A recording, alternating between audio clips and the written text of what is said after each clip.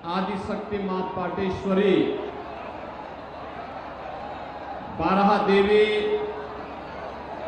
खैरा भवानी और दुखहरण नाथ के कृपा की भूमि जनपद बलरामपुर और जनपद गोंडा की इस पावन धरा को कोटि कोटि नमन करते हुए सभी मेरे उपस्थित मतदाता बहन और भाइयों, मैं सबसे पहले आप सभी का अभिनंदन करता हूं और आप सबको मैं बधाई देता हूं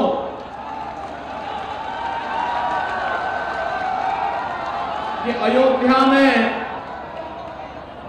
500 वर्षों का इंतजार समाप्त हुआ, रामलला का विराजमान हुआ। आप मुझे बताओ कितने लोग उतरौला के हैं जो लोग रामलला का दर्शन करके आ गए हैं? यानी आपने तो सरयू मैया के इस पार और उस पार का यानी पड़ोस होने का सबसे ज्यादा लाभ उठाया है। लेकिन बहनों और भाइयों, रामलला का मंदिर बनना चाहिए, इसकी रणनीति अगर कहीं बनी थी इसी बलरामपुर जनपद में 1949 में बनी थी। इसी बलरामपुर जनपद में बनी थी और इसीलिए रामलला पर आपका तो पहला ही अधिकार होना ही चाहिए। लेकिन मैं पूछना चाहता हूं कि रामलला का जो आज भव्य मंदिर बन गया है, 500 वर्षों के बाद रामलला वहां विराजमान हो गए हैं, क्या यह काम कांग्रेस और समाजवादी पार्टी के लोग कर पाते? क्या ये लोग ये काम करते? क्या बहन और भाइयों, ये काम आज जो हो पाया है, मोदी जी का नेतृत्व है, उनका मार्गदर्शन भी है। लेकिन अगर मोदी जी को और योगी जी को ताकत मिली है तो आप जनता जनार्दन के कारण ताकत प्राप्त हुई है। जिनके बल पर, जिनके दम पर असंभव लगने वाले कार्य भी संभव हो पा रहे हैं और 500 वर्षों के बाद अयोध्या में रामलला भी विराजमान हो पा रहे हैं। और बहनों और भाइयों, रामलला को अयोध्या धाम में विराजमान होना न केवल हमारे लिए, इस लोग के लिए, हम वर्तमान पीढ़ी को तो बता ही पाएंगे कि देखो हमने रामलला को विराजमान करवा दिया, भव्य मंदिर का निर्माण करा दिया। साथ साथ भावी पीढ़ी को ही बता पाएंगे और परलोक में जब पूर्वजों के पास जाएंगे तो कहेंगे कि आपके संकल्प की पूर्ति करके हम आए हैं, बोलेंगे ना। तो आप, हमारी तो एक पीढ़ी सौभाग्यशाली हो गई मोदी जी के कारण कि लोग भी और परलोक भी दोनों एक झटके में पुण्य का भागीदार बन गया।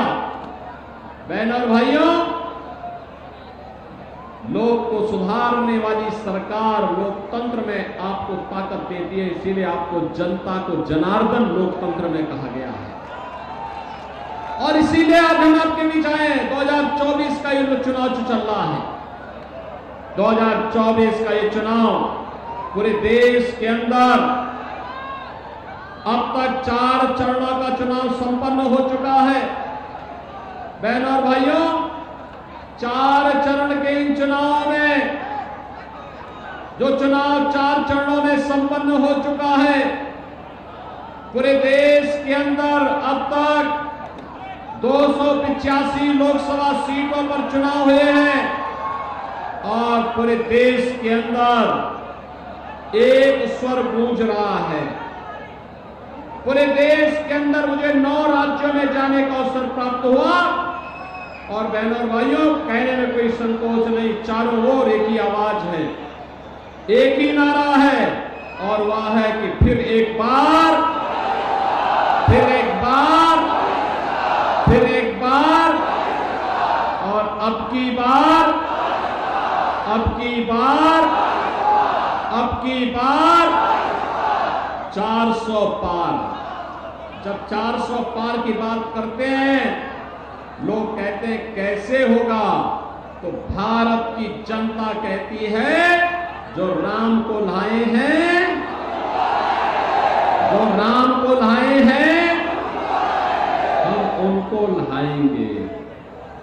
बहनों और भाइयों, ये कांग्रेस और समाजवादी पार्टी का इतिहास है राम विरोधी होने का। रामद्रोही है ये, और इसलिए चुनाव को मैं आपको साफ साफ बताऊं कि चुनाव तो राम भक्तों, रामद्रोहियों के बीच में हो गया है। अब तो सीधे सीधे रामद्रोही भगवान राम के तो विरोधी हैं ही, राम के विरोधी तो हैं ही, लेकिन ये राष्ट्र के विरोधी भी हैं। ये आतंकवाद को प्रेरित और प्रोत्साहित करने वाले हैं। ये लोग समाज को आपस में जाति के नाम पर लड़ाने वाले हैं। अनुसूचित जाति, जनजाति और पिछड़ी जाति के आरक्षण पर सेंध लगाने वाले हैं। बाबा साहब भीमराव अंबेडकर का अपमान करने वाले लोग हैं। और बहनों और भाइयों, तुष्टीकरण की नीति पर चल करके भारत के अंदर इनके द्वारा जो खेल खेला जा रहा है, यह भारत को अस्थिरता और अराजकता की ओर धकेल देगा। बहनों और भाइयों, ये वही लोग हैं जिन्होंने भारत के सामने, भारत के नागरिकों के सामने, भारत के युवाओं के सामने पहचान का संकट खड़ा किया था। ये वही लोग हैं जिन लोगों ने देश की सुरक्षा के लिए खतरा पैदा किया था। ये वही लोग हैं जिनके कारण आतंकवाद और नक्सलवाद तेजी के साथ देश के अंदर फैला था। ये वही लोग हैं जिनके कारण देश का विकास अवरुद्ध हो गया था, क्योंकि इनके भ्रष्टाचार के कारनामे रोज आते थे। सुबह उठते ही पहला समाचार नया भ्रष्टाचार का देखने को मिलता था, और सायंकाल होते होते कई आतंकी वारदात की खबर आती थी। ये नित्य की खबर थी कांग्रेस सरकार के समय में। और बहनों और भाइयों, हमें नहीं भूलना चाहिए, गरीबों के हकों पर डकैती डालने वाले ये लोग हैं। याद करिए, यही गोंडा जिला है, खाद्यान्न घोटाला हुआ था, और खाद्यान्न घोटाला का समाजवादी पार्टी की सरकार थी, उस समय खाद्यान्न घोटाला हुआ था। बहनों और भाइयों, इन लोगों ने गरीबों के राशन पर डकैती डाली। इन लोगों के द्वारा नौजवानों की नौकरी पर डकैती डाली गई। इनके कारण बेटी और व्यापारी की सुरक्षा खतरे में पड़ी थी।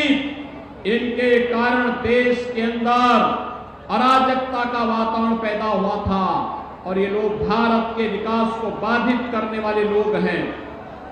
बहनों और भाइयों, दूसरी तरफ मोदी जी के नेतृत्व में राम भक्तों की टीम खड़ी है। राम भक्त के लिए देश ही सर्वोपरि है। राम भक्त के लिए जनता जनार्दन की सेवा ही महत्वपूर्ण है। राम भक्तों के लिए आत्मनिर्भर और विकसित भारत बनाना महत्वपूर्ण है, और इसलिए राम भक्तों ने एक झटके में, देश के अंदर आतंकवाद की समस्या का भी समाधान किया, नक्सलवाद की समस्या का भी समाधान किया, और दुनिया के अंदर भारत का सम्मान भी बढ़ाया है। बहनों और भाइयों, आज आप देख सकते हैं, पहले कांग्रेस के समय में आतंकी विस्फोट होते थे, और जब सांसद के रूप में हम सरकार से कहते थे कि भाई इन आतंकवादियों के खिलाफ कार्रवाई करो, तो कांग्रेस की सरकार क्या कहती थी? कहती थी आतंकवादी तो सीमा पार के हैं। बहनों और भाइयों, आज आप देखते होंगे 10 वर्ष में कहीं आतंकी घटना नहीं हुई और कहीं पटाखा भी जोर से फट जाता है ना, तो पाकिस्तान पहले सफाई देता, कहता मेरा हाथ नहीं है, क्योंकि उसे मालूम है कहीं लेने के देने न पड़ जाए। उसे मालूम है ये नया भारत है, छेड़ता नहीं है, लेकिन कोई छेड़ता है तो ठीक ठाक से इसको जवाब देकर के छोड़ता भी नहीं है। बहनों और भाइयों, इस नए भारत के हम वासी हैं। यहां विकास भी है, इंफ्रास्ट्रक्चर के लिए हाईवे है, रेलवे है, एयरपोर्ट है, श्रावस्ती का एयरपोर्ट चालू हो गया है। इस मंडल में भी मां पाटेश्वरी के नाम पर नया विश्वविद्यालय बनने जा रहा है और गोंडा में मेडिकल कॉलेज, बलरामपुर में मेडिकल कॉलेज, बहराइच में मेडिकल कॉलेज का निर्माण ये युद्ध स्तर यानी पूरा हो चुका है या फिर युद्ध स्तर पर चल रहा है। बहनों और भाइयों, याद करिए समाजवादी पार्टी की सरकार के समय यहां की सड़कों के क्या हाल थे। चलना दूभर था। मुझे तो अक्सर देवीपाटन मंदिर आना होता था और गोंडा से जब मैं उतरता था तो मुझे 3.5 से 4 घंटे गोंडा से देवीपाटन पहुंचने में लगते थे। आज गत वर्ष में बाई रोड गोंडा से देवीपाटन गया। बहनों और भाइयों, मात्र 45 मिनट में मैंने ये दूरी तय की थी, मात्र 45 मिनट में। और आज तो इस क्षेत्र में विकास तेजी के साथ हो रहा है। हमारे सांसद, हमारे विधायक जो भी प्रस्ताव लेकर के आते हैं, तेजी के साथ वो आगे बढ़ रहे हैं। और यही नहीं, गरीब कल्याणकारी योजनाओं की लंबी फेहरिस्त है। 80 करोड़ लोग फ्री में राशन की सुविधा का लाभ प्राप्त कर रहे हैं। कांग्रेस और सपा के लोग अब कहते हैं हम आटा और डाटा फ्री देंगे, हम राशन फ्री देंगे। अरे जब सरकार थी तब तो गरीब के राशन पर डकैती डालते थे, अब फ्री क्या दोगे?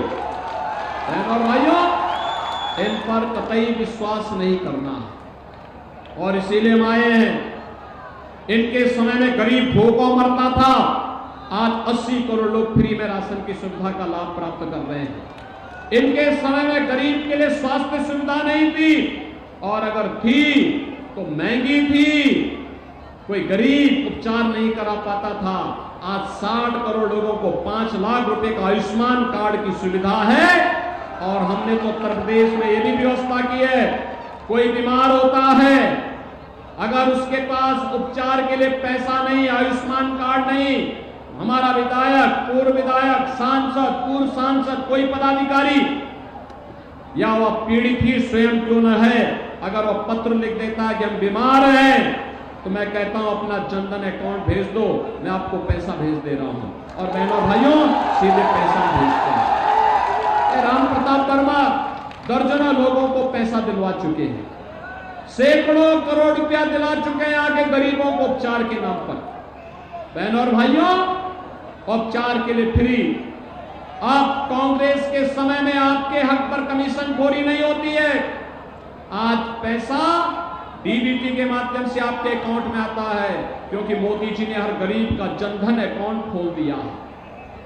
बहनों और भाइयों, आज किसान को किसान सम्मान निधि भी प्राप्त हो रही है।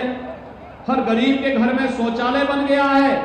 हर गरीब के घर में हम लोगों ने आज हर गरीब के घर में आज रसोई गैस भी पहुंचा दी है। और हमने तो यूपी में ये भी व्यवस्था की है बहनों और भाइयों, ये भी व्यवस्था की है कि होली और दीपावली में इन परिवारों को फ्री में एक सिलेंडर, भरा हुआ सिलेंडर उपलब्ध करवाने का काम करेंगे। करवाया जा रहा है, लगातार कराया जा रहा है। बहनों और भाइयों, इसके साथ साथ हमने एक और व्यवस्था की है और मोदी जी ने कहा है कि 70 वर्ष के ऊपर के हर बुजुर्ग को हर वर्ष 5 लाख रुपए के उपचार की खर्च उपलब्ध करवाने का काम हमारी सरकार करेगी। 4 करोड़ गरीबों के पिछले 10 वर्ष में मकान बने हैं देश में, और बाकी जितने भी बचे होंगे इनके मकान अगले 5 वर्ष के अंदर बन करके तैयार हो जाएंगे। हमने तो करके दिखाया है, लेकिन मैं पूछना चाहता हूं कांग्रेस से और समाजवादी पार्टी से, जब इनकी सरकार थी तब इन्होंने क्या किया? अपने कारनामों के बारे में भी बोलो। क्या ये सच नहीं कि राम भक्तों पर इन्होंने गोलियां चलाई थी? क्या ये सच नहीं कि अयोध्या में हमारे प्रभु रामलला के मंदिर पर आतंकी हमला करने वाले, हमारी कचहरियों पर आतंकी हमला करने वाले, हमारे बजरंगबली मंदिर, संकट मोचन मंदिर काशी पर आतंकी हमला करने वाले आतंकवादियों के समाजवादी पार्टी ने मुकदमा वापस लेने का कुत्सित प्रयास किया था? भाइयों, मैं तो आपसे एक ही बात कहूंगा, जो देश की आवाज है उस आवाज के साथ हमें भी जुड़ना होगा। और जिन लोगों ने राम के साथ द्रोह किया, ये चुनाव है, अपने जोरदार वोट के साथ उनकी जमानत जब्त करा दो। जिन लोगों ने आपको पानी के लिए तरसाया था, उन लोगों की जमानत जब्त करा दो। जिन लोगों ने देश को आतंकवाद और नक्सलवाद की भट्टी में झोंका था, ये चुनाव है, उनकी जमानत जब्त करा दो। जिन लोगों ने जाति वैमनस्यता पैदा करके आपस में लड़ाने का काम किया था और आपके अधिकार को जबरन ये लोग बंदर बांट कर देना चाहते हैं, आपके आरक्षण में सेल लगाना चाहते हैं, इन लोगों की जमानतें जब्त कर दो। और जिन लोगों ने आपके अधिकारों को, विकास के कार्यों से आपको वंचित रखा, गरीबों के हकों पर डकैती डाली, आपकी सुरक्षा में सेंध लगा करके यहां की योजनाओं को माफियाओं के हवाले करने का काम किया है, उन लोगों की जमानत कराओ, जमानत जब्त कराओ और देश की आवाज के साथ जुड़ो। देश की आवाज है जो राम को लाए हैं, जो राम